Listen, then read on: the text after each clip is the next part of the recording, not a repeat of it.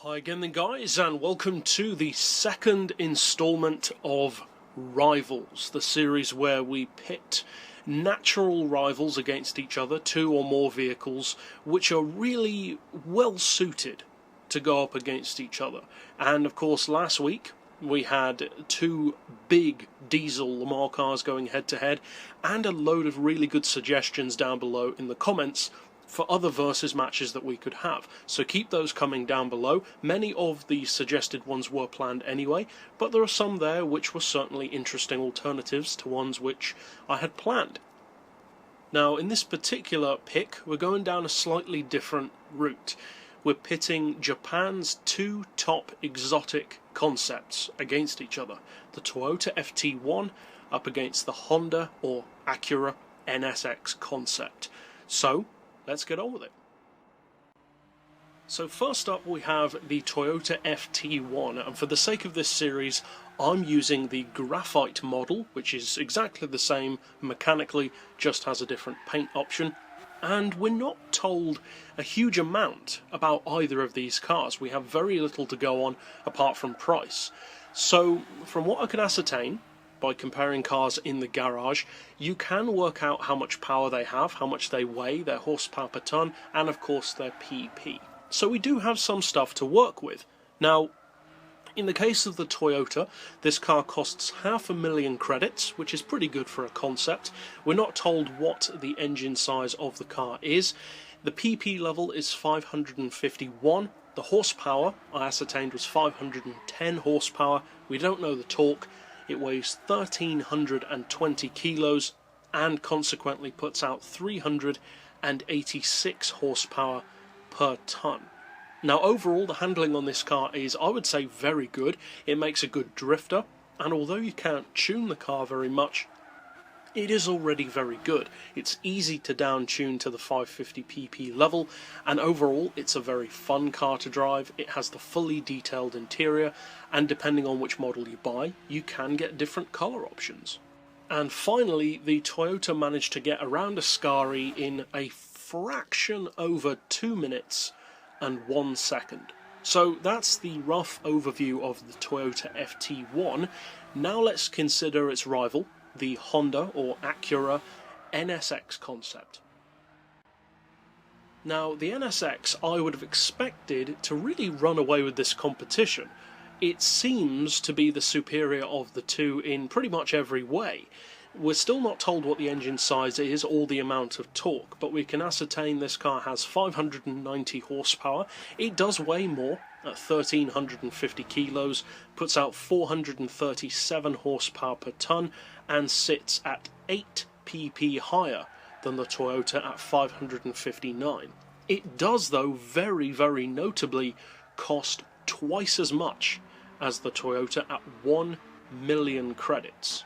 Another notable thing about this car, which can be viewed as an advantage, although it has no bearing in this rivalry, is that you can paint it in any colour, whereas with the Toyota you only have the options in the factory. Now between the two, the performance in a straight line has to go to the Honda. The Honda is the quicker vehicle, around 235 miles per hour. The all-wheel drive also means that it is quicker off the line.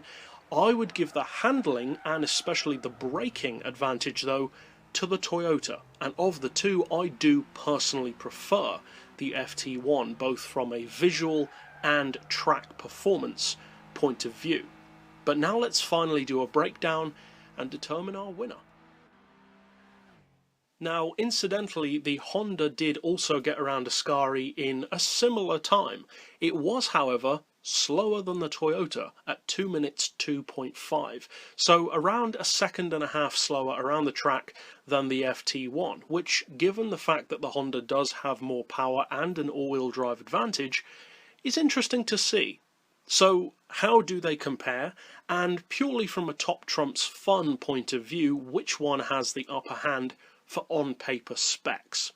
Well, as I said before in the first episode, lap times, although interesting and something to bear in mind if you're planning to buy one, are not a factor in a point system, purely for the reason that you'll get different lap times on different tracks. So who knows what version of the two will be quicker on which particular track, so that's just not a fair way of comparing them.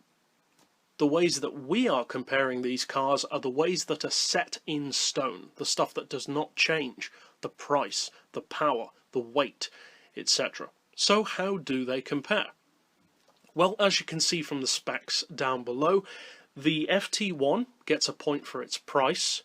Neither of them get a point for engine capacity because we don't know either, and that just wouldn't be fair.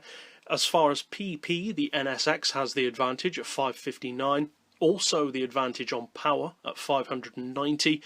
We don't know what their foot-pounds of torque is, so again, no points awarded there. And interestingly, the Toyota gets the advantage on weight by 30 kilos at 1320, but the Honda, due to its sheer power advantage, does have more horsepower per tonne at 437 to the Toyota's 386. So overall, just like with the Audi versus Peugeot battle, this is a very close split between the two, and although the Toyota was the quicker around the track, this week's winner is the Honda/Acura NSX. And just like with the Audi versus Peugeot match, it wins by just 1 point, with 3 points to 2. So an interesting battle between the two, perhaps not the runaway victory that I would have personally assumed the Honda would have had. And as I said earlier, although the Honda does win for sheer points and is the quicker of the two by a significant margin in a straight line, my personal favourite of the two cars would definitely be the Toyota. Visually, for its handling, and for a massive price advantage. But that's it overall for this week's particular Rivals matchup, and as with last week's, feel free to slap down below what Rivals matches you would like to see go head to head, perhaps even more than 2 cars, not necessarily 10 or 20 though, for obvious reasons. And that's it for this particular versus match, so I'll see you guys next time, and as always, thanks for watching.